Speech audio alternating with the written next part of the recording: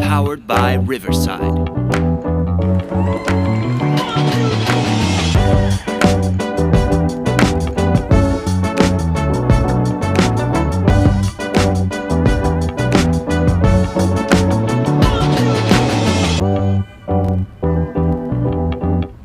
What's going on, everybody, and welcome into a brand new episode of the Broken Wheel Bearing Podcast. Jake, this week, driver, did he just awakening into the playoff hunt after we've been declaring him dead for weeks? I'm your host, Matt Codd, this week. Alongside of me is my co-host, Jake Phelps. What's up, bro? What's up, man? Nah, he's still dead. You think he's Inside it's like, think he's yeah, dead? just that little. It was like one little last lifeline, but I don't think it's gonna do anything. I don't know, man. I don't know. Dominant race. Hats off to him. Great, phenomenal race by him. But I just think it's that last shock. Yeah, I don't know. First of all, North Wilkesboro Speedway, round of applause this whole entire week. We'll be talking about that all throughout tonight's show. And honestly, dude, a lot of people complained about the race at North Wilkesboro, it was so boring. I don't know what was boring about that race. I thought that race brought everything that we've been complaining about as a short track package. In my personal opinion, it was a fantastic race. But we'll be talking more about that tonight on tonight's episode of the Broken Wheel Bearing Podcast. Also, folks, if you're listening to us live on YouTube and Facebook, Bone Engine chat line wide open for you tonight on multiple discussions. Like, we've got breaking news. We got, not breaking news, but we got NASCAR news. We're going to be discussing North Wilkesboro as a race altogether. We got some driver highlights coming in this week. We want to hear from you. What was your opinion about the race? We're going to be talking about that all night. First points paying race in 30 years. So I'm going to say it delivered. It definitely delivered. All right. Now, let's get into our show announcements this week before we kick things off like we usually do. First things first. We are a few weeks away from Richmond. We are a few weeks away from Richmond already, Jake. Looking forward to being down there in the what do they call Richmond? What's their nickname? Queen City, I think it is. I don't know. Anyways, this show, if you missed us at Dover, you missed us at Pocono, one more opportunity to come see us live in Richmond. We'll be live at the track on Saturday, August 15th before the Cup race. Come on by, live episode. Hopefully we have much better service than we did at Pocono, as we should because it's city limits. But the point is, come by and see us. We'll got one more chance to see us this year. We're looking forward to seeing you down in Richmond. Again, August 15th. I'm super excited about that. I know you're super excited about it. We've been talking about it for a while now. It is coming up close. So, again, Broken Wheel Bearing Podcast, live at Richmond, August 15th. We'll get more details as we get closer to race weekend. Also, if you love what you're hearing, follow us on Facebook and YouTube at the Broken Wheel Bearing Podcast. We have live episodes every single week. Sometimes it's Wednesday, or most of the time it's Wednesday, but sometimes life gets in the way. It could be Tuesday, it could be Thursday night. We are live with you each and every single week. Follow us, join us live on Facebook and YouTube. Now, for the fans that did miss us on the live stream every single week, don't worry, we got you covered. Go to Amazon Music, iHeartRadio, and Spotify. Smash the follow buttons on those three subscription providers. Listen to us and listen to the episode as we post them up each and every single week. And last but not least, Jake, I saw you were active. Once again, thank you so much. We are also on TikTok at the Broken Wheel Bearing Pod. We get creative discussions. We love the comments. We love the banter. Don't worry. We will fight back with you. We don't care. We do not care. But again, we love hearing everyone's opinion. Again, we are the unofficial voice of the fan of NASCAR. Also, we are a full throttle media company as well. So super excited to always announce that on the airwaves, Jake. But That little segment took the breath away from me. You know what I mean? A little hot there. Yeah. All good. Anyways, let's take the green flag on tonight's episode. Officially, North Wilkesboro post recap, race weekend. Again, as we mentioned earlier, if you're listening to us live on Facebook and YouTube, feel free. Blown Engine chat line wide open for anyone to comment and chime in. What are your opinions about North Wilkesboro's race? What was your opinions about some of your drivers? Did your favorite driver struggle? What happened? We want to hear from you. Let's be the voice of reasoning for you and try to walk you off the ledge. But before we do any of that, let's get into NASCAR news. All NASCAR news courtesy of jayski.com. Follow them on X, by web, or by Facebook. Web is www.jayski.com. First headliner this week coming out of North Wilkesboro, going into the Brickyard 400. UHP will be sponsoring Daniel Suarez at Richmond. UHP stands for Unlock Human Potential. They will be on the on the 7 car at Richmond. Super excited. Cool paint scheme, red and silver. I'm a sucker for that type of paint scheme as well. Next update this week, Front Row Motorsports, and this is going to be a big surprise. Front Row Motorsports, Jake, is expected to bring Noah Gragson back in 2027. What are your thoughts on that? I'm just going to continue. I mean, if they enjoy 30 plus position every week, I mean, then go for it. I think he's got a weird following because like he is young, so he gets and he is big on social media. I don't know if that's what they're looking for. The guy ain't gonna win a championship. I don't even fucking see the guy winning a race. More so a championship, but I don't know. I feel like Front Row is at the point that they're taking that step forward, and he's not. He's taking steps backwards.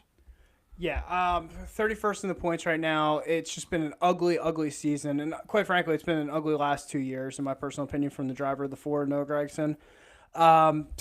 Dude, I mean, he's led a total of 2 laps this season. I mean, we're already we're through. I mean, this was race number 21 for points, and he's led a total of 2 laps. That car's not in the front. I mean, is Front Row really that close to competing for a championship? Is Front Row close to, getting to where they want to be? I mean, I don't know. I mean, I think Zane Smith has flashed potential throughout the season. Gilliland has come up. I mean, Gilliland's in the final now for the in-season 20, which is pretty exciting. But at the same time, Gragson literally has done nothing. I mean, it's been goose eggs all throughout the whole entire season. This is Noah Gragson's stats through 21 races, right? Again, we talked about the 2 laps led. He's got 4 DNFs. And then on top of it, he only has 1 top 10. Is that a driver that you think you can build an organization around? When you already have a driver in your farm system in Lane Riggs that could probably come up here and may disrupt, not just disrupt, but may end up making an imprint in the sport at the next level. To me, I think this is very silly. Like you said, going back to your comment that you said, he has a weird social media following. He is a blue-collar guy. A lot of people in the garage love him. He is marketable and all that type of stuff. But sponsorships want to see their cars in the front. They just do. Yep. And when you're 31st in the points and only 2 laps led on the whole entire campaign, that car's not in the front at all. No. Gragson should be probably a career O'Reilly guy at this point, and you probably should give a shot to Lane Riggs. So, interesting headliner this week, or second headliner, and that's Front Row Motorsports expects Noah Gragson to return in 2027. Next up this week, we always do it every single week, and this is why I love what we've been getting with the Nelson ratings and why we love recording Wednesday, Thursday nights, because we want to see what the Nelson ratings were for the race the week before. The Nelson ratings came out from TNT, 2.4 million viewers for Sunday's race at North Wilkesboro. So pretty healthy viewership, I would say. I kind of expected to be a little bit higher, considering that we haven't raced there in about 30 years. This is a track that's a heritage track, and then having it revived. But 2.4, I mean, that's pretty much outside the Daytona 500. That's pretty much where we've been all throughout the whole entire season, minus the Coke 600. So another healthy, solid week from NASCAR in regards to television viewership from TNT Sports, 2.4 million. Update number 4 this week is going to go to Lane Riggs. Now, we talked about Noah Gragson. expected to return to Front Row Motorsports. We talked about Wayne Riggs and possibly the potential of him coming up to the Cup and, being the spark plug into the next level. But Wayne Riggs, I guess with the Noah Gragson news, Wayne Riggs is now uncertain of the 2027 plans, hoping for Cup Series opportunities next year. Going to be pretty tough. I mean, I'm going to be honest. I don't know what else is out there in regards to open seats. I don't think Wayne Riggs is going to make the Cup Series. I just don't. No. And, obviously the 48 car is going to be a big question mark. What is Rick Hendrick going to do? At this point, I would say Alex Bowman, in my personal opinion, is probably going to be back in that ride. But outside that, Jake, there's really no open seats in the Cup Series for this guy to get up into the next level. The one that we all thought probably would be was the 4 car, but unfortunately, Noah Gragson most likely comes back and returns to that. Yeah. All right, and then final headliner this week, courtesy of jski.com. TNT Sports is focused on improving NASCAR broadcast in the 2027 season. So, which is kind of interesting in my personal opinion because I think TNT as a broadcast booth has actually been really good and very fun. I said it right after Sonoma. I was really happy to see Marty Smith back in the seat. Back in the NASCAR, longtime NASCAR personality from ESPN from 2007 to 2014, knowledgeable of the sport. Him and Ryan McGee are one of my favorites. But at the same time, it's exciting to see him back in the booth. I don't think they're bad. I mean, I think that, it's basically Amazon Prime, but they shifted television networks essentially. Yeah. So I don't know what else they're expecting, but their slate of races were pretty fun this year. So we have one more week with them, and then we go to NBC. Damn, dude. I know. Season's fine, man. The NBC brought, and now it feels like the season's going to be over very soon with NBC coming back on air. But listen, in 3 weeks we'll hear about how everybody hates Lee Diffie because he's got an Australian accent. So that's returning. Can't wait for that. So. Again, short week on NASCAR news. 5 headliners this week. All, again, courtesy of jski.com. Follow them on Facebook or by X or by web at www.jski.com. So I got an interesting thing, Matt, before we get into. I just found the stat that I was actually wanted to talk about. That was pretty interesting before we talk about North Wilkesboro that I came across. Per NASCAR Insight, only 4 drivers have not had an accident-related DNF this year. Do you want to take a gander? Who do you think those are? You're going to be shocked, I think. Well, one of them's Hocevar. Correct? Another one's Denny Hamlin. Yep. Eric Jones. Yeah. And then the other one's sits he rides in the back, so it's hard for him to wreck. You said there was 4 of them? Yeah. Well, like I said, Hamlin, Hocevar, and Eric Jones are the ones that I can tell you that have not wrecked. Last one's Ty Dillon. Ty Dillon's got a DNF. Yeah, but wasn't an accident. Accident-related DNFs. Okay, that's interesting. Well, I was just surprised because you usually see Hamlin in a big wreck. You usually see hosted by the Hurricane. I mean, he causes them. But I was just like, I came across him like, that's pretty interesting. I was like, I'm going to share that tonight because I saw it today. I was like, Yes. Interesting. Yeah, that is interesting. Yeah, Hamlin, Hocevar, Eric Jones, and then Ty Dillon not involved in an accident, but he does have a DNF. Interesting. Interesting way to start the show. Yeah. That was pretty cool. Again, Blown End chat line wide open to all of our fans tonight listening to us live on Facebook and YouTube. Feel free to chime in. Any topic of conversation. Again, the running question of the night, if you're tuning in to us live, what did you think of North Wilkesboro as a points-paying race? Again, first time in 30 years that we were at the track. A lot of fans have been complaining that we want old 90s NASCAR back. I'm going to tell you right now, and it's going to lead us into our conversation tonight in North Wilkesboro. The race that we saw on Sunday night, in my personal opinion, was an example of old 90s NASCAR. Jake, I'm going to pass the mic off to you. What do you think of North Wilkesboro? No, I really enjoyed the race. I was excited about it the entire week. The whole day leading up to it, I was stoked. Couldn't wait. I didn't think North Wilkesboro disappointed at all. I think we got a better race than the All-Star race. I think we got more aggressive racing, better strategy and stuff like that. I would say the only thing that threw me off was 6 guys finishing on the lead lap. I me, but could you expect anything different? I kind of expected more than half the field to be left. Just a pure domination by Joey Logano. I think it was a class act Joey Logano win short track racing, like Benny Hamlin posted on Instagram after he shook his hand. Just short track racing from back in the day, if anybody remembers that race. But yeah, no, I thought it was a great race. I mean, there was guys up front that I did not think were going to be up front, and that were up front for a while. And then guys who didn't race that well, that shocked me. So, all in all, I 100% think NASCAR runs it back.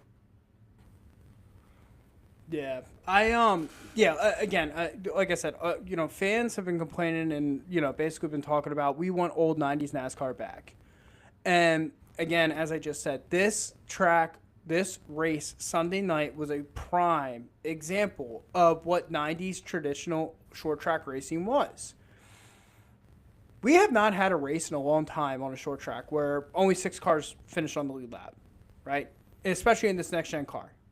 Usually wrecks happen. Usually, wave arounds happen, all that type of stuff. Usually they get to like 15, 14 cars, left on the lead lap, not 6. Yeah. What I loved about this track, multiple racing grooves happen on this track, right? You can go high, you can go medium, or you can go low. All drivers were taking advantage of all the grooves on the racetrack itself. Mm-hmm. This, all in all, was a fantastic race. And again, this is a heritage track. It doesn't feel like a heritage track just because we haven't raced there for points in almost 30 years. But at the same time, this is one of the NASCAR foundational tracks. The one thing I know we were texting before the race even started, that whole shot from TNT when they opened us up to North Wilkesboro Speedway, the mountains in the background. It was gorgeous. You had the mountains, you had the lights reflecting on the cars. And the one thing about North Wilkesboro that a lot of people don't remember, and quite frankly myself, because the last points race was 96. And I know they talked about it in the All-Star race, but because it's not for points, it doesn't, they really didn't go in depth on it. But the elevation changes of the track, right? Coming out of turns 1 and 2, you're at the lowest point of the track. Going up into 3 and 4, you're going up on an incline. Mm-hmm. I mean, how do you adjust the car to find the balance on that within itself? Yeah. This was an absolute awesome race, in my personal opinion. This track absolutely should never lose a points-paying race. I know that a lot of fans, and like I said, one end chat line wide open for all of you. If you were disappointed with North Wilkesboro as a race, why? Tell us. I mean, I think we'll post a poll on Facebook tonight after we get off the air about was North Wilkesboro a good race. I know the Jeff Glick poll ended up having, I think 76% of the fan base said yes, it was a great race. And then there was 22% of the fan base that said no, it wasn't a great race. Like, at this point, what are you looking for as a fan? Yeah. What are you looking for as a fan? Because to me, we complained about the next gen car on short tracks. Okay, well, let's talk about it. They checked the box this week. They can't race multiple grooves on a short track. This car doesn't allow it. All that type of stuff. Well, they did it this past weekend. Yeah. I don't understand what fans at this point want from NASCAR. And it's like, okay, North Wilkesboro, let's call it as is. We resurrected this track from the dead. It was totally dead. 2018, I went down to Martinsville, right? And I stayed in Galax, Virginia. It was the weekend that the snow ended up hitting Martinsville, so the race got postponed Sunday, went into Monday. I explored the area. I went to an Applebee's. No, I'm getting off topic here. Went to an Applebee's. The guy literally, we were talking about racing and all that type of stuff. I said, yeah, where's North Wilkesboro? He's like, dude, it's like 50 minutes down the street from here. I drove past the track, dude. The track was dead. And, like, I get it. We raced there for the All-Star race the last 3 years, and that was fantastic. And I loved every single minute of it. But the one thing that we have to do, it's like, we want NASCAR to go back to the and this is a complaint to the fans. We want NASCAR to go back to the heritage tracks. Okay. Well, NASCAR heard everyone complaining about it. Guess what they did? They resurrected a track from the dead. Courtesy of iRacing, courtesy of Dale Jr., and courtesy of the North Carolina government in regards to COVID relief funding the auto racing. They resurrected it. The place sold out. The 22% that I was complaining, like, that was not a good race. What are you looking for at this point? You want 90s, you want 90s NASCAR back. Okay, well, you damn well sure got it back. multiple grooves on a short track, 6 cars only on the lead lap. I don't know what more 90s NASCAR you can get than that. Yeah, I don't really know how you can complain much about that race. I don't really know what there was to complain about. I mean, the lapping. I mean, what can the race on a short track? At this point, well, go ahead, sorry. And it's like what you and me have said all along. Never, as a fan base, they'll never be satisfied. No, they won't. And it's come to that realization. And to be honest with you, the only reason why I think fans are complaining is because A, their favorite driver didn't win at this point, so it's not a good race in their opinion. Or B, they hate NASCAR so much because it's, everything about it's woke car. And it's like, okay, guys, like NASCAR is trying to bring back the former fan base. They knew that they made a mistake years ago by expanding out west with all these different tracks and all that type of stuff.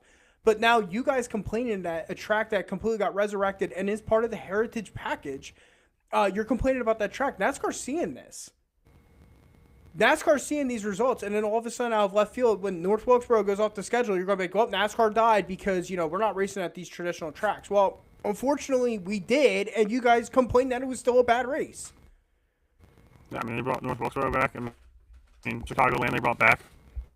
Yeah. It wasn't as far gone as North Wilkesboro, but still, like, you're getting the tracks back that the old time, that the older generation NASCAR fans enjoyed.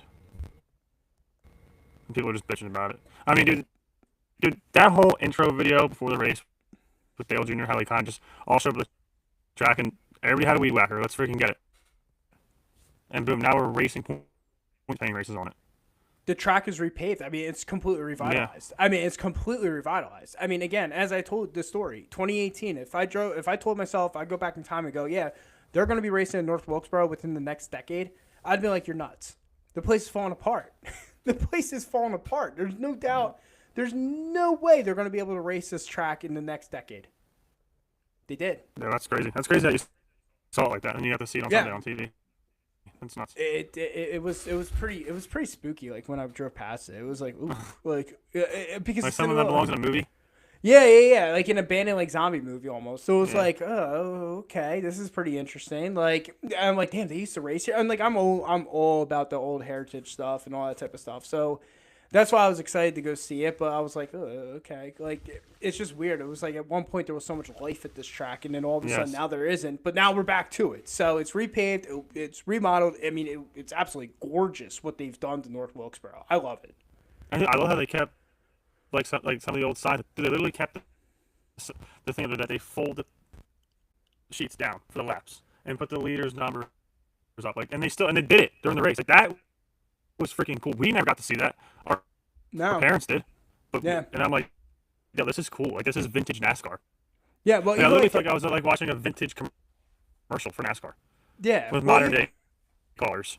Well, even like when you look at like the old like logos and all that, they still have the old Winston Cup logos like on the building. So it's pretty cool. I mean, it was all in all. I thought. I mean, to me, this was an A+ race. This was an A+ race. I can't complain about it whatsoever. Was I happy? Was I happy with the driver who won the race? Absolutely not, because I completely killed him in all of our preseason stuff, Jake. But let's talk about it. Before we talk about the winner of the race, let's talk about let's get the final run scoring chart courtesy of NASCAR.com. Race winner was Joey Logano. Second place was Denny Hamlin. Third was Chase Briscoe. Fourth was Ty Gibbs. Fifth was Shane Van Gisbergen. Sixth was Bubba Wallace. Seventh was Brad Keselowski. Eighth was Todd Gilliland. And then ninth was Daniel Suarez. And 10th was Ryan Preece. Your Stage 1 top 10, Ty Gibbs, Shane Van Gisbergen, Joey Logano, Denny Hamlin, Carson Hocevar, Christopher Bell, Chase Elliott, Chase Briscoe, Austin Cindric, and William Byron. Stage 2 top 10, Joey Logano, Denny Hamlin, Chase Briscoe, Bubba Wallace, Shane Van Gisbergen, Carson Hocevar, Brad Keselowski, Ryan Blaney, Todd Gilliland, Daniel Suarez. Your laps led from North Wilkesboro Speedway. Joey Logano led a total of 323 laps in this race. You had Denny Hamlin, who led 9. Chase Briscoe led 5. Ty Gibbs led 47. Shane Van Gisbergen led 49. Bubba Wallace ended up leading 6. Brad Keselowski led 7. Daniel Suarez led a lap. And Ryan Preece led a lap. So all final stats and the final run chart courtesy of NASCAR.com. So let's get to the driver of the 22. And I know our fans who love Joey Logano could not wait for us to get on air to sit there and talk about it this week. Got to give the roses and the credit where credit's due, Jake. I mean, whether I wanted him basically out of the chase and have a complete down year, well, Joey found a way to find victory lane and is the last 2 weeks the spark plug of the 22. Let's get a clap for Joey.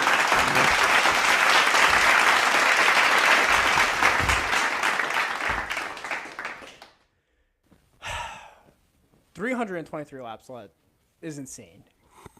It was absolutely crazy, man. Absolutely insane this past week from the driver of the 22. The one thing about Joey Logano as well, his practice results was not really impressive. He was ninth in the practice chart, right? But one thing that I loved about Joey Logano was his qualifying was 11th, so he practiced ninth. Qualifying was 11th, but in the pre-race when the TNT asked him, when are you going to get out of this funk? When are you going to be able to become Joey Logano again? And he goes, well, I just need a very fast car, and tonight is the night. I have a very fast car. And while I was watching stage one with Joey, the one thing I kept seeing was him climbing up the scoring pylon, right? He kept climbing up from 11th to 9th, then he got the 7th, then he got the 4th, then he got the 3rd, and then obviously he was battling Ty Gibbs and Shane Van Gisbergen at the end of the stage one. But I did not expect the driver of the 22 to lead 323 laps out of 450. No. Nope. I was mind blown because I didn't think Joey Logano was going to be relevant at all at this race. I seriously didn't. Like, Matt, I literally sat down. This is going to be a Denny Hamlin takeover. Well, or Ty Gibbs. I mean, Ty Gibbs to me in the beginning part of this. Gibbs. And he did. Ty Gibbs had an amazing start to this race. Absolutely. Until he had to go to the back. Yeah. Well, I mean, like the whole thing with Ty Gibbs, it was like, okay, when Blaney qualified on the pole, obviously because of the qualifying results, and you and I talked about it, I do hate the formula. I hate when qualifying gets rained out because it's like, okay, you know what? You qualify in the top of the field just because it's like you had a good week, and especially after Atlanta, which is restrictor plate. You know, you had some players in the front of the field that, you know, probably are like, yeah, if qualifying actually went the way that it should have, you're probably not a factor. But there's some drivers, and we'll talk about them later, that ended up getting that field or, you know, track position that ended up making the best of it, right? Mm-hmm. And that's the whole thing with Joey. I mean, yeah, Joey ended up qualifying 11th, right, due to calculations and based off the formula. But that 11th place start ended up happening because of what he did in Atlanta. The last 2 weeks with the 22 team, and like, granted, I'm not sitting there saying that Joey Logano is going off on a, you know, here it comes, championship driver Joey Logano. But Logano, Chicagoland finished 12th, 9th at Atlanta, North Wilkesboro ends up leading a ton of laps, ends up completely dominant. I mean, that was vintage 2017, 2018, 2019 Joey Logano. That was vintage Logano. And it's like, I feel like for our Logano fans, it's like, okay, we know that's in him still. When is it going to happen? And like I said, I'm looking at his stats overall throughout the whole entire season. And, you know, up until the last 3 weeks where it seems like things are starting to click, the beginning of the season was a massive roller coaster, right? He finished 3rd at Daytona, you know, 18th at Atlanta, 15th at Coda, 31st at Phoenix. He had speed. He qualified in the pole. You know, 15th at Vegas was a massive disappointment. 33rd at Darlington was non-factor whatsoever. Then he finished 3rd at Martinsville, 7th at Bristol. And it's like, oh, okay, now he's going to start getting that spark plug back. He's going to start becoming Joey Logano again. But then you got 30th, 39th, and 37th finishes at Kansas, Talladega, and Texas, and then 30th at the Glen. At this point, you think the driver's completely done. And then he finished 8th at Charlotte. Once again, we go up the hill. 14th at Nashville, kind of plateaus. 7th at Michigan, but then he goes on this ridiculous, stupid stretch again. 34th at Pocono, 18th at San Diego, 24th at Sonoma. What do you make of the driver of the 22? And that's why we continuously talked about it on air. Joey Logano is not Joey Logano of years past. He's just not. But then all of a sudden we get this vintage performance on Sunday night, and it's like now it's like, you know, I'm trying to circle and I'm trying to do my notes this week, and I'm like, where is Joey Logano as a driver in 2026? Because clearly the talent's still there. If the car is quick enough and fast enough, I know Ford has been down this year, But clearly, if you give Joey a car that can actually be capable of a top 10, top 5 car, he can put the car in victory lane. Yeah, no, and I agree with you, but like, how much of the car issue can Joey Logano do when his teammates winning races? Well, that's And the his biggest problem. teammates up front is the only is in the top 10, has been in the top 10 a lot this year. Has had a lot of good finishes, 2 wins. I mean, like Cindric showed speed, but I mean, you know what you get out of Cindric. You know, like you might get a win a year. He'll have a few good finishes, but it's like you said, this is the old Joey Logano, and I mean, Matt, is this what he needed? Like, he jumped a few points. What is he? 14th in the points now? 15th in the points? 15th. He's back in the chasing. Yeah, and it's like, is this the spark he needed? Like, I don't know. I think this week's going to be a test for him, but I don't think it's a race he could. I don't think it's a race that I do think it's a race that he can win this week. So. Well, and here's the thing, like you were saying, like the spark plug and all that. Now, granted, I think that he's had so much bad gone wrong with him this year in 2026 that I don't necessarily think he can get that spark and become a championship driver. I just don't. Now, if we were in the old system, if this was a playoff system, like still like it was in the last decade plus, yeah, I'm sitting there scratching my head going, yep, there's the 22. We've been complaining about it. We've been wondering where's he been all season long. He gets that win, and all of a sudden that's just going to put him in the playoffs, and it's going to take him to the next level, right? You know, and kind of going back to, you know, Logano in itself, it always seems like this time of the year. It always seems like this time of the year where it's like Logano just lays egg after egg after egg, great finish, egg, great finish, egg, great finish, boom, wins. And it's just enough to get that team to start believing in themselves again. Like I said, in the chase format, don't necessarily think that it's going to be the spark plug to go on this immaculate run into a championship caliber team. It could. If he goes into the chase sitting 11th or 10th in the points, all of a sudden, yeah, you can't count the 22 out whatsoever. No. You can't. I mean, we've seen Stewart in 2011 in this system basically on an immaculate run. Now, am I saying Joey Logano could do it? I don't know. I mean, he might. I mean, look at 2024, right? 2024, he was completely out of the playoff race all the way until he got to Nashville. He ends up winning Nashville, punches himself the ticket to the playoffs. Then on this playoff run, on his last championship run, wins Atlanta. All of a sudden, advances to the next round. Then he ends up qualifying into the final round of the playoffs. Did the Bowman end up screwing up? But in that last round, the round of 8, what did he do? He ended up winning Vegas. Punched himself the ticket to Phoenix and ends up winning Phoenix. So it's like, if there's any driver that can overcome adversity in a season to go win a championship at this time of the year specifically, it's the 22. And as a Joey Logano hater, and I'll admit that on air, I'm a Logano hater. As a Logano hater, I hate to see this because it's like, man, we gave him an opportunity now to finally realize, yeah, we're a race caliber winning team all the time. All it takes, Jake, I say it every single week, all one driver needs to do is just hit a single. And Logano hit a home run this week. Yeah, when he needed He hit it. a home run. When he absolutely, that's the biggest thing.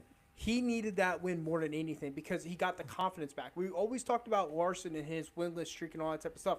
Logano was on essentially a longer winless streak than Kyle Larson was by one race. Guess what? He broke his winless streak. Now he's got the confidence. I can go into the... Now, do I expect him to win Indy? No. Do I expect him to do anything at Iowa? Probably not. Richmond, we've seen him nearly win 2 years ago, and what Austin Dillon ended up knocking him out of the race. And then, of course, Richmond last year, he finished 4th. New Hampshire, he's very good at. And then Daytona, you can't count this driver out at restrictor plate races. You could see another Joey Logano win going into the chase. You could. And all it takes is just that one spark plug. And I'm going to tell you, Jake, that spark plug was this past weekend. 323 laps led out of 450. That's not a fluke. No, dude, like Matt, like I was, like even I looked at the laps led at the end of that race because I just wanted to know. I saw a number, I was like, God damn. And then I looked and I'm like, Denny Hamlin 9 laps led? Like, this is a race you dominate, and you got dominated. 71% of the laps led on Sunday night was from the driver of the 22. And the one thing that, you know what's scary too about Joey Logano's win this week? The restarts. Yeah. The restarts. Every time on every restart, nobody could. I mean, Hamlin almost got him once, but it felt like every single restart, nobody could get to the 22 and clear him. No. Couldn't even get to the side of him. He just, every single line that the 22 was running in this race, he just overcame everything and just passed by and just took the lead. And all of a sudden, now you're looking at intervals of 2.87. Yeah. This was a very vintage Joey Logano win. And this is a win that, again, not saying he's going to win a championship, but if he magically enters Homestead with a shot to win the championship, we're going to look back at North Wilkesboro and go, yeah, for how shitty of a start of a season it was, the first 20 races of the season, that North Wilkesboro win really lit the spark underneath of that 22 team to get him into this position. Mm-hmm. It was a well done victory by Joey Logano. Let's just say that. Now, I will say this. According to NASCAR.com, he's got 439 laps led this season. 323 of them came from North Wilkesboro. Average finish is still 18.8, so I still need improvement on the average finish. We still need improvement on the average finish. Let's call it as is. Right now, Larson sits 6th in the points, right? We always talk about the top 6 because of what Harvick said in the early parts of the season. You need to be in top 6 position to win this championship in this format. Larson right now sits 6th in the championship points. His average finish is 15.95. So Logano is going to need to get the average finish up almost by 3 positions. Mm-hmm. Can he do it? It's possible. Yeah. It's possible. I can't believe I'm talking about Joey Logano this part of the season already.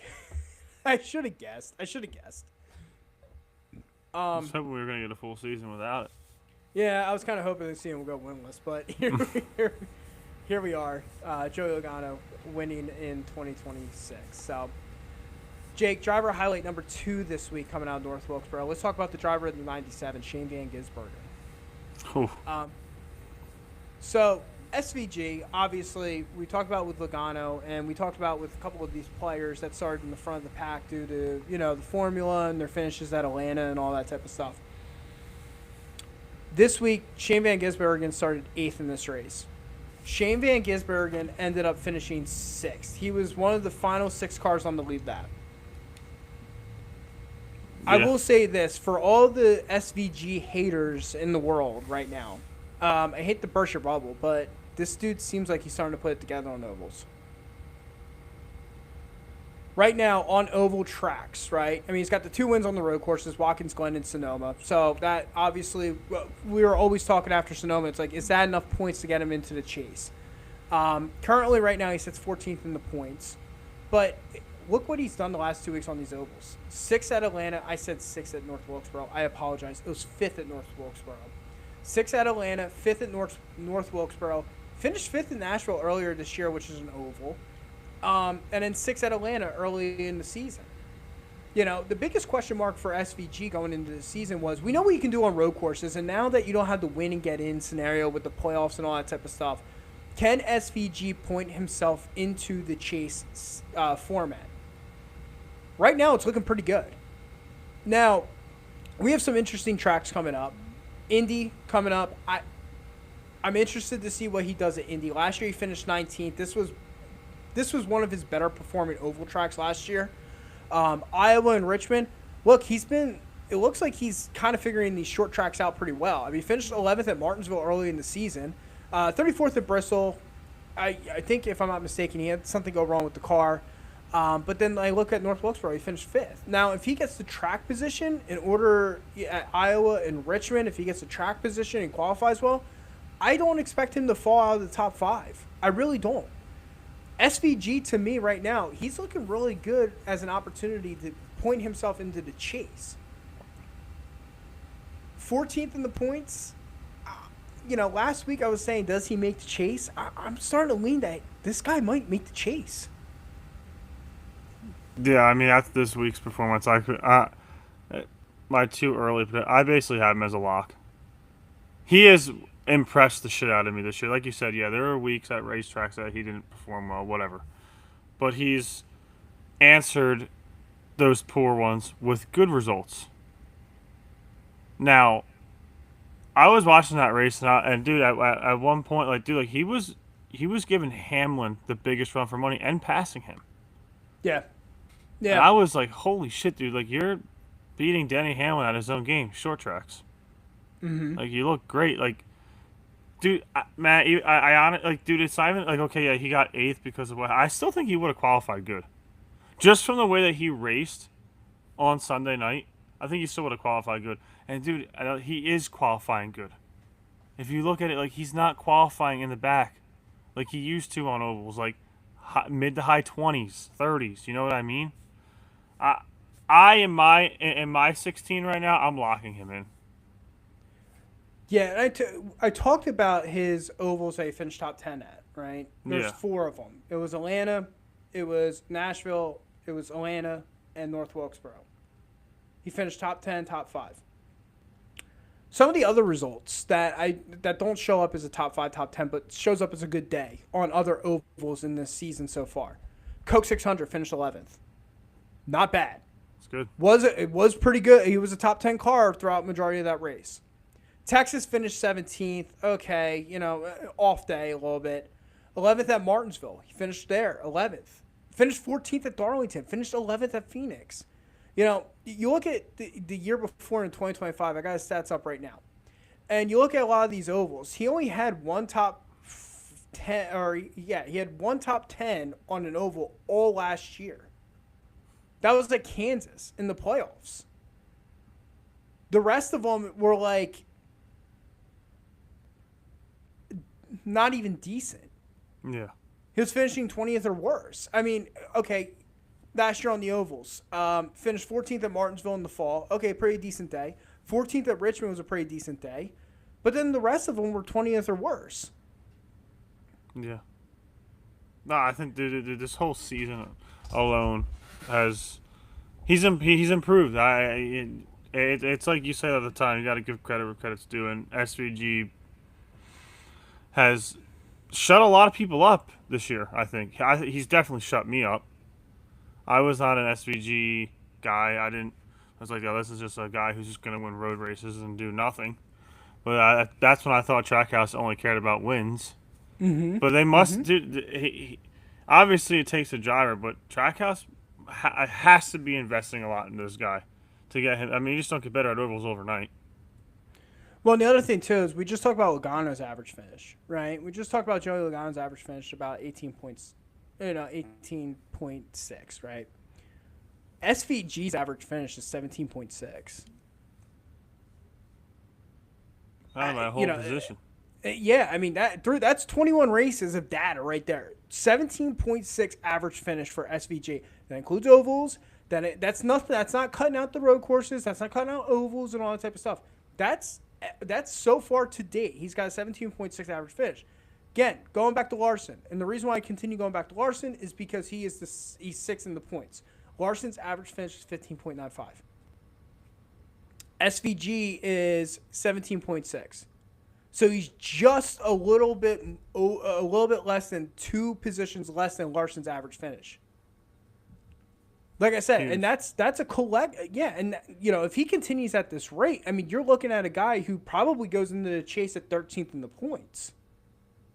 Yeah. With how much that this field shuffles throughout the whole entire season, going into the chase and into the playoffs, 17.6 is going to most likely get you into the chase. That's going to lock you in there. And like I said, he's got the 2 road course wins. So that within itself was 55-point wins right there, plus more for stages. Also, here's the other thing. He competed for a stage win the other night. Yeah. At North Wilkesboro. He competed for a stage win the other night. Now, Gibbs got him at the end of stage 1.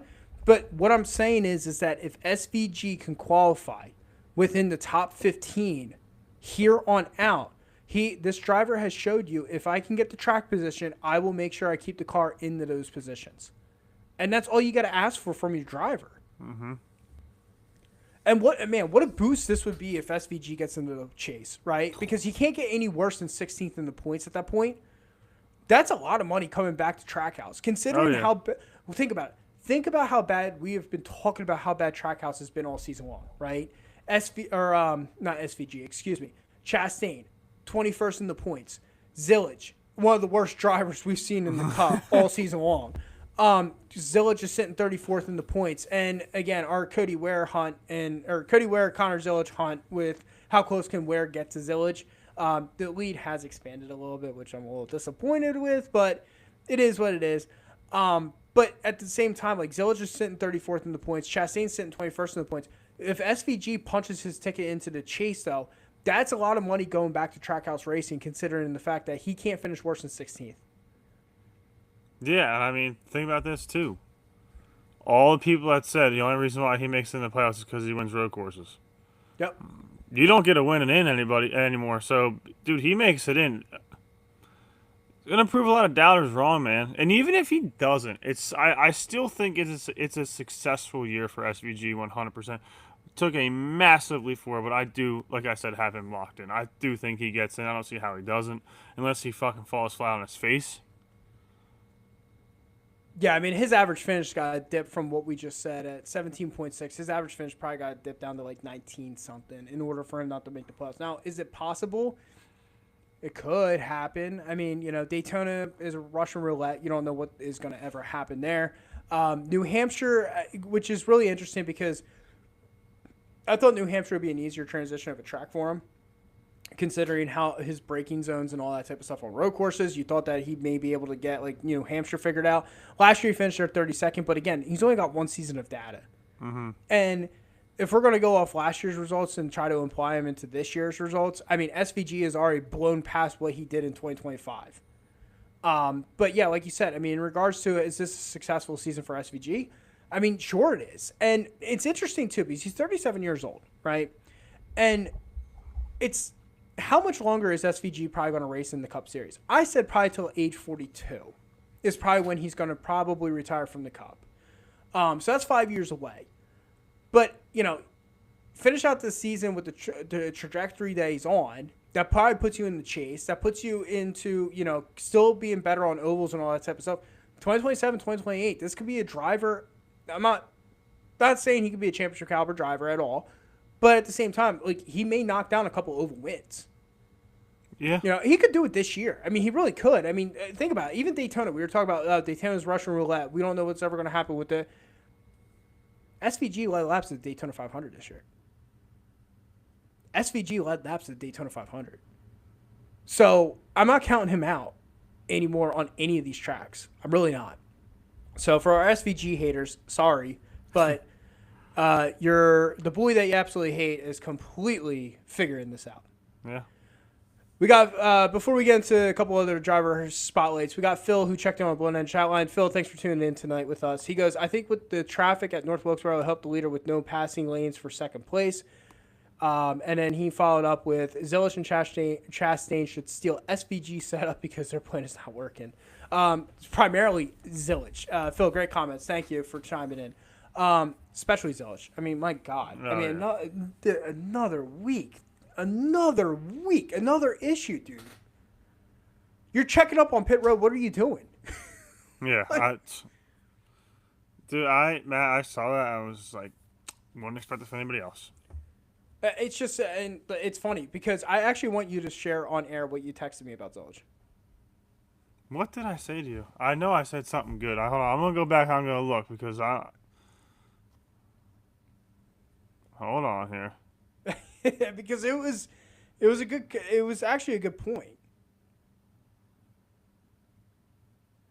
Oh yeah, when he's turning right into Larson. Oh, dude, that shit got me fucking fired up, dude. Yeah, I mean, you. Like, what are you doing? What are you fucking doing? I'm officially done with him. This guy sucks. That's what you said on air. I mean, it's definitely very difficult to give up on a 19-year-old prospect, but. I mean, I've said this on previous episodes, Jake, and I'll say it to our fans tonight on air. For the folks that should tune in, what Zillage has done this year in the Cup is so equivalent to JJ Yeley circa 2005. Comes in, supposed to be a once-in-a-lifetime generational prospect, top ride equipment and all that stuff. And I don't care what anyone says about Trackhouse Racing. You were not saying Trackhouse sucked exiting 2025, going into 2026. You thought Trackhouse had the equipment to compete. Knock it off. the point is that, once in a lifetime generational prospect going to a team that has won races, has good equipment and all that type of stuff. Now, we've seen a lot of data from Trackhouse this season to prove that it's not a good organization at this point. But at the same time, it's like, dude, like, not just, you're just not helping your cause at this point. You're just not. I mean, checking your brakes on pit road. You wrecked twice in Michigan within the first 20 laps. You basically got, spooked in the front of the Daytona 500 in the pack. Your road course racing that you're supposedly the best thing ever since sliced bread has been completely a debacle. I mean, has Connor Zillage done anything? Like, has Connor Zillage even done anything remotely good in the Cup? And, of course, he's going to be up there. He's still going to stay in the Cup level. He's got a lot of sponsorship, and he's 19 years old, so they're going to hang their hat on that. But Bifford, like, I did not expect this. I did not expect. I didn't expect him to win 9 races like some people predicted, but I did not expect what we're seeing from Connor Zillage. No, and I mean, hey, in the beginning of the season, I picked him to win a race. I seriously did. I wanted to give the kid the benefit of the doubt. I think he's going to get that rookie win. That's how I felt. I didn't think he was going to be a factor. I didn't think he was going to be a cup. I'm sorry. I didn't think he was going to be a chase driver by any means. I thought he was going to get that win. But, Matt, we don't even, like, not even, like, what's his best finish this year? I don't even know. Seventh at Sonoma. Okay. So, okay, a place that he should do good in. But the dude hasn't even had a top 5. And people said that this guy was going to get 10 wins. It just shows you to me like how far the talent pool is from the Xfinity / O'Reilly series to the Cup. I mean, dude, like Corey Heim got to win this year in the Cup Series. I asked that question to somebody. Who has a better career? Corey Heim. We've asked it on air. Who's got a better career? Corey Heim or Connor Zillage? In Cup? Yeah. Oh, Corey Heim. Dude, Corey Heim's going to be a full-time driver next year. And I guarantee you, well, I mean, is that going to be considered his rookie year since it'll be his first full year? Yeah. Yep. So, dude, I'm circling him for at least 2 wins next year. Dude, look at what he's done this year just as a part-time driver. Connor Zillage has raced he has started every race. I shouldn't say he's completed every race. He has started every race this year. All right, so I got Zillage's stats up, and we'll jump into our next topic. Zillage's best finish this season, 7th at Sonoma. Okay? Zillage has only had 5 finishes of 20th or better this season. And outside Sonoma, there was only 1 finish of those 5 that he finished 15th or better. And that was 14th at Dakota. The other ones were an 18th at Darlington, 16th at Texas, and a 20th at the Glen. The rest of them, he's either DNF'd or he finished 20th or worse. It's not going to get it done. It's just not going to get it done. I mean, and when I mean 20th or worse, I mean, like, you're talking like 25th and worse. It's just not going to get it done. And again, 19-year-old kid, there's a lot of time for growth and development and all that type of stuff. But at the same time, we know how pro sports are in today's society. It's what have you done for me lately? It's a what have you done for me lately type of scenario, right? And Zillage, yeah, they're going to chalk this up as a rookie down year. He's still going to win Rookie of the Year, by the way, which is absolutely insane. But who else are you competing with? Nobody. But the point is that, like, he's still going to win Rookie of the Year. But at the same time, it's also like, all right, yeah, they're going to wash this up as a down year, rookie learning curve, all that type of stuff. But if he's got the same results next year in 2027, I mean, there could be a serious conversation at the end of 2027 going, yeah, this dude is not going to be in a Trackhouse car in 2028, 2029. Yeah, I mean, lucky for Trackhouse and him, I don't really think you can get any worse than what you did this year. Yeah. So, I mean, yeah, use it as a learning year. Cool, awesome, but like you just said, man, if you're not coming out next year, and like you said, single after single after single, like every races, you're at least finishing in the top 10. Not wrecking on the first fucking lap of races. Like, come on. You know what I mean? Like, Chicagoland. Yeah. But let's talk about a couple of the other Chevrolet drivers in this field. And primarily, I'm going to zone in on Hendrick Motorsports tonight. I mean, Chase Elliott, Kyle Larson, and William Byron. the big three, right? And then obviously Bowman is part of Hendrick Motorsports, but Bowman, I mean, let's call it this is a wash year for him. Did not help his cause by any stretch with his teammates on Sunday. Trying to pit, ends up trying to cut Tyler Reddick off, ends up sliding in pit road after Byron and Chase Elliott end up pitting. Both those drivers go a lap down, but Jake, I mean, these Hendrick cars, while in the beginning of the season, when Chase ended up winning 2 races, I'm sitting there going in my head, I'm like, okay, you know what? Chase is going to be able to compete with these guys. We always heard about how consistent he was, the system and all that type of stuff. Right now, Chase Elliott, and like, yeah, the first portion of the season, the first 13 to 14 races look really good on paper. But then all of a sudden, once the Coke 600 ended up happening, something like there was a switch that ended up flipping that ended up like turning him into a top, like, I'm going to compete for a championship, into a, I can't even buy a top 10 right now.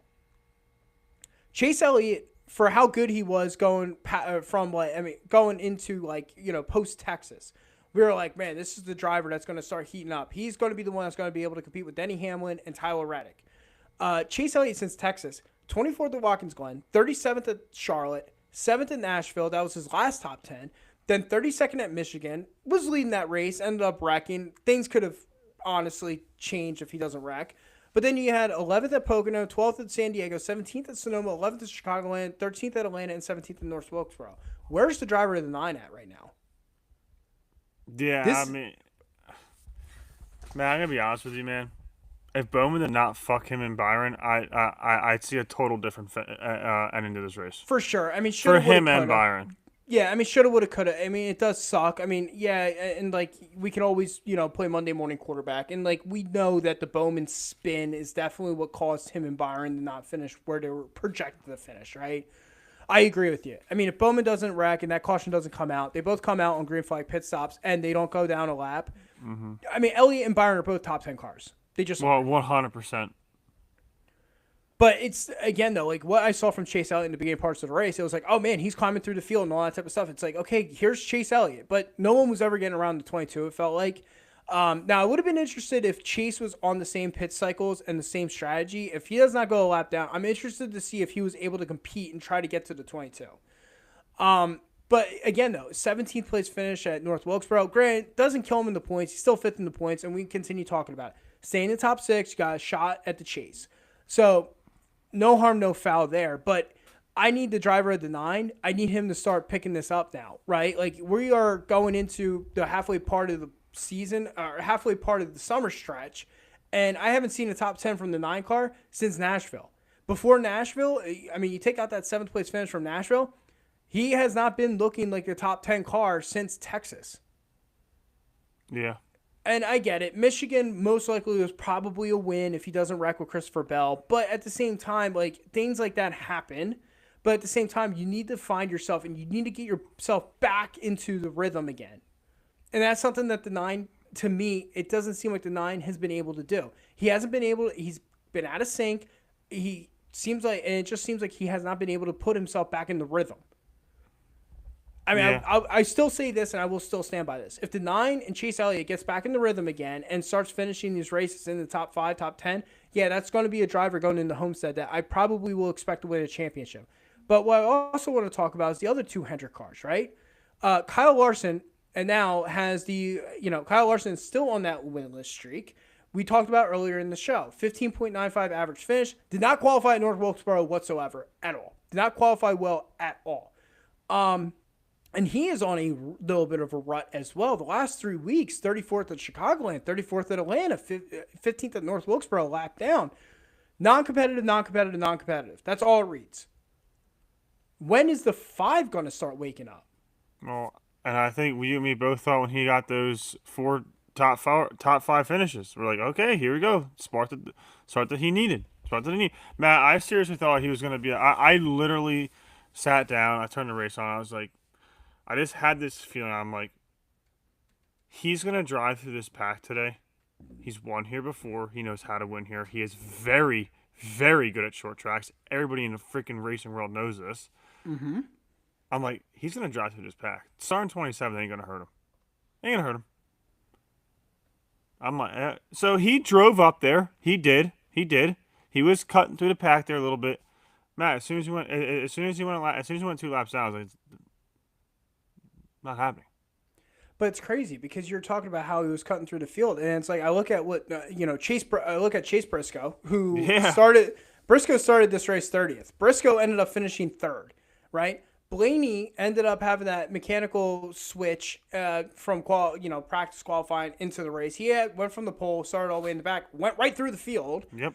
There was a couple drivers that went right through the field. Same with Bubba Bubba. Wallace. Bubba Wallace started 26th. Bubba Wallace finished sixth in this race. Brad. Then I look at Brad's another one.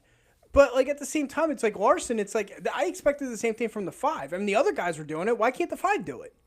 Yeah, and I mean, how much of that car did get fucked up from that idiot?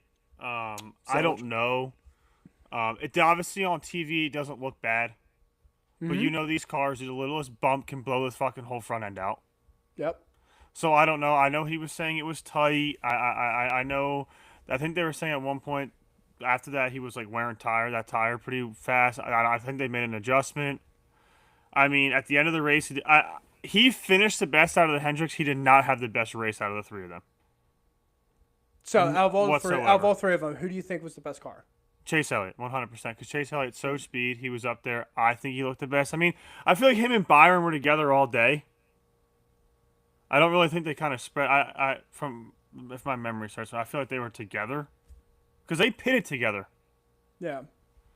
I feel like Chase's car was good when he was in the front. It was. It was good. Clean air. I feel like once he got dirty air, that was the end of it for the 9. But I mean, that's basically been the story for everybody this whole entire season. But like when I look at Kyle Larson though, it's like, all right, well, when am I going to start seeing Larson come up to not again 3 straight weeks? Again, when I look at the finishes, 34th, 34th, 15th, non-factor. Yeah. Then I think. At one point, you were considered the best driver in the entire world. Yeah, losing that very fast. I mean, and then you sit back. I know we're going to talk about it later in the episode, but then you're like, okay, we're going Indy. Best driver in the field of this track too. He will fucking shit an egg again. I'm telling you, it's been his answer all year, dude. Yeah. There's no, I don't know if there's an answer that he can give, Cliff Daniels can give, Hendrick can give on why have you not won a race this year. I mean, well, to be honest with you, and it's coming to the point where it's like, how have you not found victory lane in nearly what? Yeah. Where are we at now? Like 45 races. Yeah, this is going to be 45 this week. Yeah, 45 if you don't races. win. Yeah. I mean, we've had conversations. I've had conversations with people. I said Kyle Larson's is a much better motorsport driver than Max Verstappen. I had this conversation with people back in 2024. Yeah. And I'm going to be honest with you. Verstappen doesn't go in this into droughts like this. Larson is. Yeah, and the only thing saving grace is the flag right behind you is 2-time champion. yeah, I mean, how much if you look what people were doing to Joey Logano, they were writing him off this year. Three-time cup, writing him off. This guy's done. Well, if Larson continues this in the next year, he's going to be the next time. Yeah, this guy's done. And I had a big feeling about him this week. I don't know a lot of our fans that watch high limit racing. I have the hat on. I'm a huge dirt racing fan, but he won the Joker jackpot at Eldora this week. $100,000 check. I'm like, yo, this guy's going into his fucking race week pumped. Just cash the check. Let's fucking do it. Let's go win the Cup Series. Like, come on. I love watching you win on dirt, but let's do something with this. So I'm like, oh, he's going in North Wilkesboro. I had a feeling with the weather he's not going to qualify. I'm like, oh, but you know what? This is a track, and again, like you said, non-factor. Yep. But the other one, and last but not least, is William Byron, right? William Byron, we talk about another driver that's coming up on a 36 race winless streak, right? Unheard of. Yeah, we're 2 weeks away. Driver of the 24.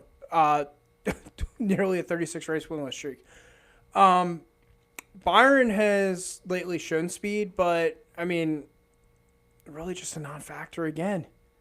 12th in North Wilkesboro, he kind of recovered a little bit when the whole field started going a lap down. 16th at Atlanta, he had issues last week. Him and Rudy Fugle were fighting on the radio. 4th at Chicagoland, looked like a good car. Just wasn't good enough for the Toyotas. But then it's like, this dude, like William Byron, like, where are you? Where are you? And for me, I feel like for Hendrick Motorsports, and like, yeah, while Chase did win 2 races to start the season off, it was very exciting, very amped to see that. It just feels like, and this kind of goes back to Chevrolet's struggles this whole entire season, right? The new body package, I don't know if it's an aerodynamic issue within Chevrolets right now, but they are nowhere near able to compete with the Toyotas. They just aren't.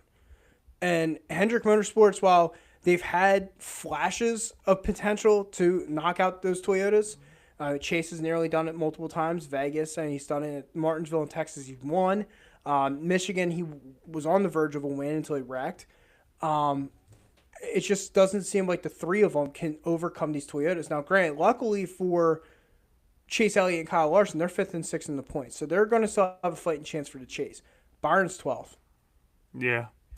Byron is 12th in the chase standings. Now, the one thing that's scary too, right? William Byron's average finish is 15.6 this year. William Byron's average finish in 2024 is 14.5.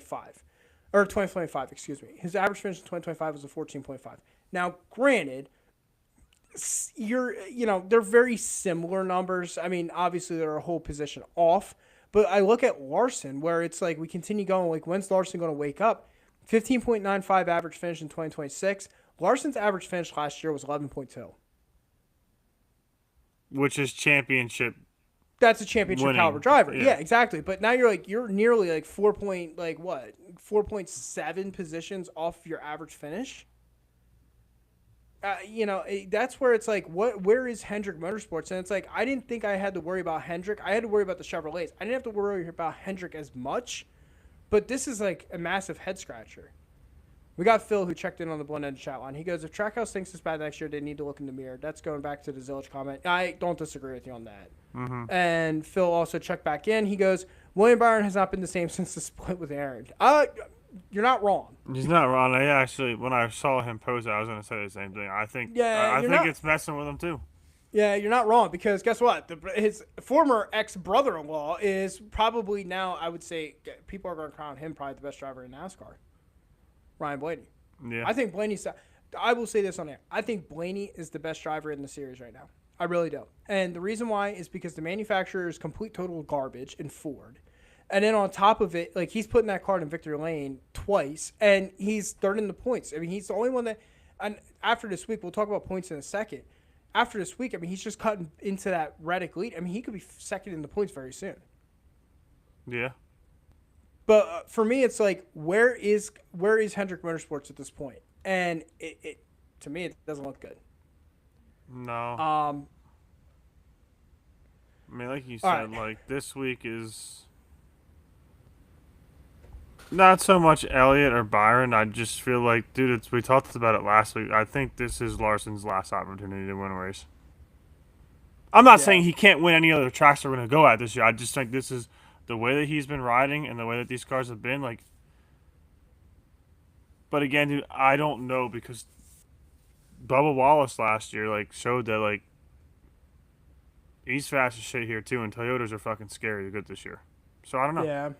I mean, so, like, the one thing too is, like, and I hate to continue referencing, like, a once in a lifetime playoff run, but Tony Stewart did go into the chase, if I'm not mistaken, with 0 wins, and ended up winning the championship in 2011. So, I mean, it is possible. It is, and he's sitting 6th in the points. But yeah, but then you're going to have the same fucking bullshit that you had last year. Hell, he didn't deserve it. It was Hamlin's. But if you read the fucking rule book, it's how it was written. Yeah, well, I mean, it should be entertaining down the stretch. But, all right, Jake, let's finish up our North Wilkesboro discussions. We had the in-season tournament round number 4 this past weekend. We've got one of them right. We got one of them wrong. Finale this week. Ryan Blaney, Todd Gilliland. Like, the whole entire world predicted. Second year in a row, dude. There's a Cinderella story. I'm like, and I hate to say this. I know people love Cinderella stories, but when you get Cinderella stories so often, it's just like the NCAA tournament, right? For a 5-year stretch, it felt like underdog kept advancing. And it's like, it gets old after a while. And But we got Todd Gilliland, 25th seed Todd Gilliland facing off against Ryan Blaney at the 3 seed. Jake, lock it in. Ryan Blaney's got this 100%. So I'm gonna go against you. Really? Because I was like, we picked the same people all week. So I was like, you know what? Lewis Hamilton, I'm gonna let Matt pick. I'm taking Todd Gilliland, and the only way it happens is if Ryan Blaney wrecks. Yeah, well, if Blaney wrecks or has a mechanical. Yes, that's the only play. There's because only Blaney way, is yeah. Blaney is statistically very, very well at Indy.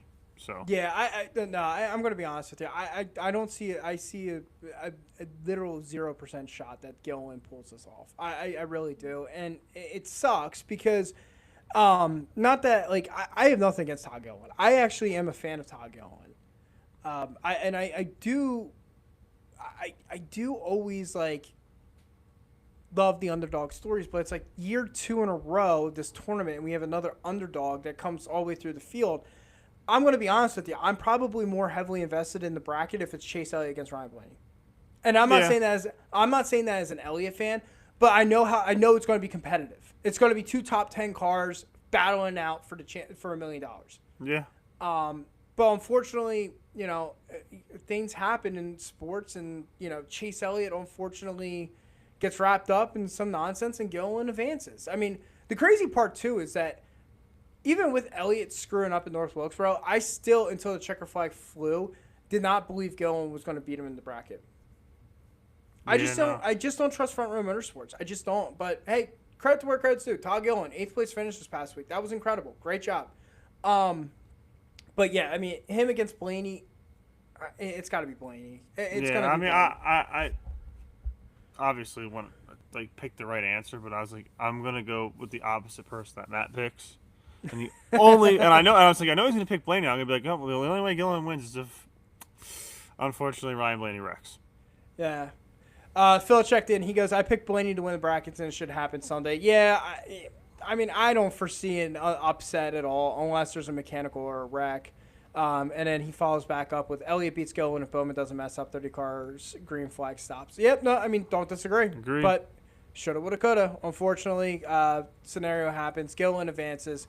Todd Gilliland, Ryan Blaney, like we all predicted in the beginning of the tournament, 2 Fords. Considering how bad Ford's been all season long, they got 2 of them going into the championship for the bracket. So we had Ty Gibbs in it last year. yeah, Ty Gibbs, Ty Dillon. Yeah. My final point on this is that, while this is a cute idea and it's a fun idea, and I guess in regards to gambling, it's a fun idea, but year 2 of it, and it's kind of like, does anyone really, outside gambling purposes, really care about this bracket? I don't follow it, to be completely honest. I think it's cool when we talk about it every week to be like, oh, who's going to win this? But I'm not going to sit there and be like, after the race, who won? Who beat who, Yeah. I mean, it was, I know last year we both filled out brackets, but, this year I was like, yeah, okay, bracket. Again, it was the underdog. It was like Ty Dillon, and it's like, okay, whatever. Yeah. But, okay, cool. I feel like it's lost its lure. I thought it was a creative idea, but, you can't continue having underdogs making it far. You just can't, in my personal opinion. Yeah, I mean, I also personally think that it's I think, and I could be wrong, I mean, I personally think it's for the drivers, to have a little garage fun. Yeah, for sure. Me personally, let's just throw $1 million Yeah. in there. Why not? Get $1 million to somebody, get some garage bragging rights. Messes Which one is another. fun. Which is hysterical because they make so much money off of endorsements and sponsorships at this point that $1 million really doesn't mean anything. No. Actually, and it's funny, I just said that. Phil checked in on Blended Chat line. He goes, I think if it had a better prize than $1 million, it would be bigger. That's exactly what I was, exactly. Yeah. The million. It's just like this. It's just like the All-Star race. You win $1 million. It's okay, well, for Denny Hamlin, for example, right? Progressive probably pays him way more than $1 million a year. Why? That's not an incentive anymore. The cost of with the cost of everything in this economy, $1 million back in 1988, yeah, that's a lot of money. But at the same time, $1 million now, you're kind of okay, that's just let me go donate that. It's almost that's what's gonna happen. Yeah, I think Ty Gibbs ended up donating. I don't know, but anyways, in season tournament bracket, Todd Gilliland versus Ryan Blaney, 2 Fords and all that type of stuff. And before we head to our Indy predictions and picks, standings. Let's talk about them real quick. Hamlin's still your points leader. He's now 68 points ahead of Tyler Reddick, who's in second. Ryan Blaney is now minus 87. So Reddick is only 21 points ahead of Blaney. Ooh, that's going to tighten up really quickly. Ty Gibbs is in fourth in the points. Chase Elliott's fifth. Kyle Larson's in sixth. We had some movement in the point standings from seventh all the way down to 10th. Carson Hocevar jumped up to seventh in the points. Crazy. Spire Motorsports, man. Absolutely crazy this season. Chase Briscoe's sitting eighth. He jumped 2 spots as well with a great finish at North Wilkesboro. Chris Buescher ended up dropping down to ninth. He dropped 2 spots, and Christopher Bell is 10th after dropping a spot after North Wilkesboro. Daniel Suarez is 11th. He stays consistent. William Byron is 12th. Bubba Wallace is 13th. Shane Van Gisbergen jumps up a spot. He's 14th in the points. Joey Logano jumps 2 spots out of the points chase standings, and now he's back into it. Austin Cindric is now 16th. He is now the last driver in the chase, and he's actually got a nice little cushion between him and Eric Jones. Yeah, I'm looking at that now. Yeah, he's got a nice little cushion. He's got 33 points over Eric Jones. So Jones, who was the little engine that could, he's got to start picking it back up again. Yep. Right now below the chase, like we just said, Eric Jones is 17th. Ryan Preece is 18th. Brad Keselowski is 19th. Michael McDowell jumps to 20th. And Chastain, is it going to be a little too late? I don't know. He's 21st in the points. He's tied with McDowell. Yeah, so I look at Chastain and McDowell at this point, like they still have a fighting shot. I think I'll be honest with you, I think Allmendinger from Allmendinger at 22nd all the way down, I think they're done. I think they're all eliminated. I think the gap is too far. There's too many drivers ahead of it. I think the gap is too far. In other news, Hamlin and Reddick are locked into the chase for 2026. So we didn't talk about that last week. Yes, they are. All right, Phil, final comment on the Blaney. I think Blaney can lock in this week. I think Blaney already, if I'm not mistaken, I think Blaney locked. Oh, okay. I think he locked already.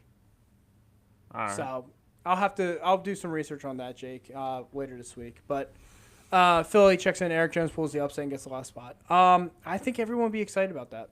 I really would. I mean, listen, if it comes down to Eric Jones and Austin Cindric, who do I want to win? Who do I want to see in the chase? I want Eric Jones. Yeah, 100%. EJ's a rootable dude. I mean, not saying Cindric's not, but Cindric is like, what? Watching Cindric race is like watching paint dry, dude.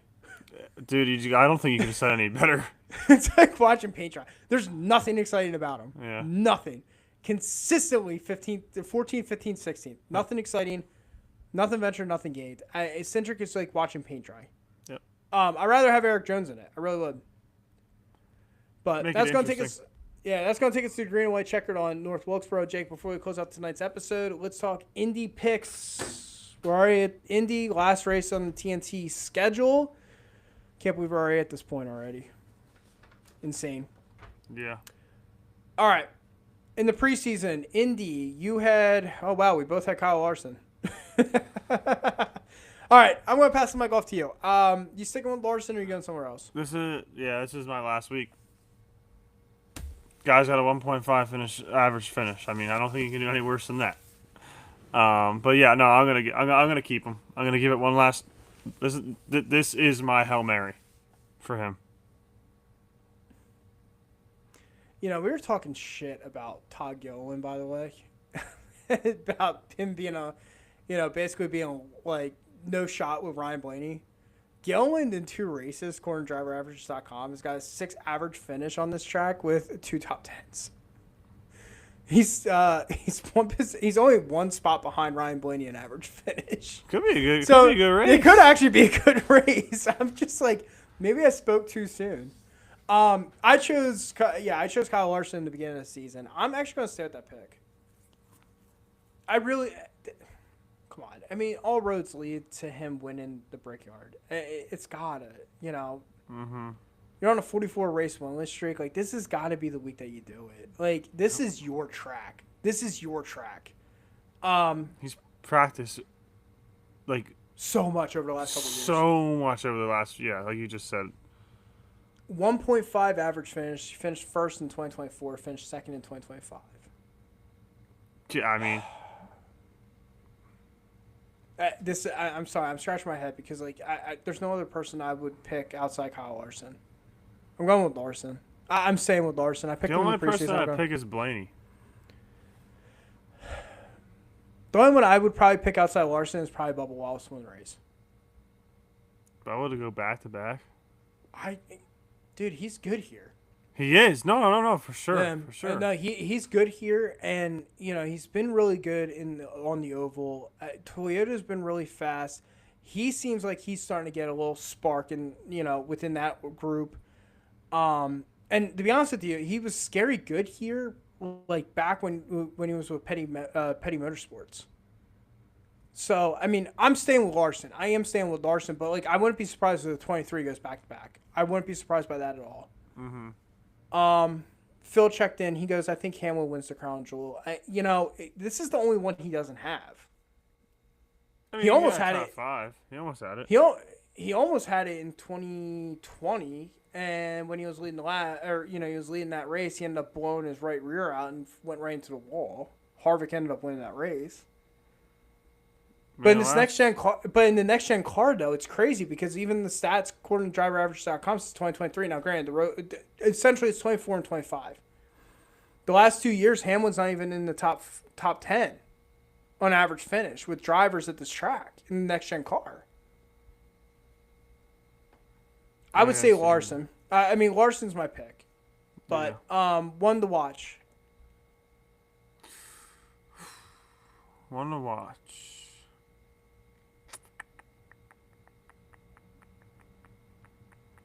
I'm gonna go with. I picked him last week. 2 weeks ago. I'm gonna go with Brad Keselowski. It's a good one.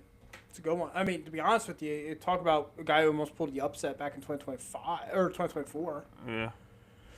He ended up having to go down pit road because they ran out of fuel. Yep. Brad. Listen, if there's anyone that's gonna pull off a gamble, it's gonna be Brad. Yeah. Oh yeah. He'll run out of gas again if he needs to. I like that one. One to watch for me. I'm going Hocevar. Yeah. I'm going Hocevar. 11 average finish in 2 races. 1 top 10. I like those numbers. And listen, let's call it as this. If he gets in the front, he's got clean air. I mean, we saw it in North Wilkesboro. He gets clean air. He's really good in the clean air. Very good. And then how about your dark horse? Dark horse. We talked about him tonight a good bit. I'm going to go with SVG. Ooh. SVG is a dark horse. Why not? It's interesting. Why not? Dark horse, I feel like you can pick any of the 38 freaking drivers. He's ranked 18th among active drivers, according to DriverAverage.com. It's not bad. It's not bad. Damn, but is that real? Catherine Legg has got a higher average. But that's only one race. I was gonna say Catherine Legg has a higher average finish. When did she race? In this last year? I think last year. Yeah, she's got an average finish of 17 flat. She finished 17th last year. Yeah. Legg has an yeah. I mean Hamlin in 2 races, 17.5 in the section car. He's 15th. My dark horse. I mean, I'm going Briscoe. I mean, he's not good here. 21 average finish, 23rd among active drivers, 2 races. Toyota, this is a home race for him, too. Mm-hmm. This is a home race. I mean, I know Briscoe's got the equipment. He's got the capability to win this race. But, I mean, it's just because the average finish is 21 even. I like Briscoe in this. I mean, he's led 34 laps at this Yeah, that's reading there. He has. Phil said Byron, my dark horse. Byron actually is 33rd ranked. Yeah, I don't think he's ever done good here. No. That's a good dark horse. I mean, it is. For sure. I mean, here's another one. Chastain's 34th ranked, 27 average finish. Him and Byron are tied. Yeah, but Chastain's led laps here. You know what though? Here's a good dark horse for people, because we're talking about drivers that actually have the equipment. Let's talk about a driver that does not have the equipment that actually has led meaningful laps in this race and wasn't on green flag pit stops and all that. John Hunter Nemechek last year led 17 laps. Yeah. It's going to be an interesting week. I mean, this is year number 3 back on the Oval. I mean, I love the Oval. I will say this. I love the Oval instead of the road course. I think the road course was the gimmick circus show. The Oval is a lot of fun. It's like, okay, we're racing at Indy, and it's high speeds, all that type of stuff. But yeah, I mean, because we've only been on this track twice in this next-gen car, these averages seem a little fluky in my opinion. Yeah. But, I mean, the one that doesn't seem fluky is Larson, Wallace, and Larson, Bubba, and Blaney. I could say the top 3 right there. Doesn't seem fluky at all. No. I think that those 3 are going to. I think those 3 are going to be your legit contenders in this race on Sunday. I wouldn't be surprised to see Brad up in the front. Brad loves to always throw a gamble out there. This could be the week that he does it. I mean, he just watched his former teammate Logano end up winning a race. This could be the week that he pulls a curveball. I mean, I look at Chase Elliott, who's 8th. You know, I mean, Hosevars, that's not fluky either. So, oh well. All right, well, that's going to take us to the end of tonight's episode of the Broken Wheel Bearing Podcast. Again, appreciate everyone tuning in live to us this week. Again, live streams every Wednesday night, each and every single week, unless something happens personally. It's Tuesday or Thursday. But if you miss us, again, we'll be posting the episode live on Instagram. I meant to say Spotify, iHeartRadio, Amazon Music, not Instagram. Follow us on TikTok at the Broken Wheel Bearing Pod. Follow us on Facebook too, Broken Wheel Bearing Podcast. If you have friends that love NASCAR, you want to have them, you know, you love our show, and you want your friends to enjoy our show as well. Very simple way to help us out. All you gotta do is go on our Facebook page, click the 3 dots, and invite friends to follow us on the Broken Wheel Bearing Podcast. It's that simple. So we would love to expand and have more following and have more fans. And like I said, Jake, it was a fun week. North Wilkesboro in the books. Indy now. Indy. And then next week we got a break. Yes, Indy, my favorite race. So Yeah, I'm same stoked. with me. Same with me. With all that being said, appreciate everyone tuning in. And if you're going to Indy this week, I know a couple of our fans are. Enjoy the race this weekend out at the Brickyard. Take pictures. Have a ton of fun. If you're not going to Indy and watching it, enjoy it wherever you're watching it. And we will chat with all of you next week here at the Broken Wheel Bearing Podcast. With all that being said, thank you so much. Have a wonderful night. Be safe, and we'll chat next week. Good night. He didn't slam you, he didn't bump you, he didn't nudge you, he rubbed you. And rubbing, son, is racing.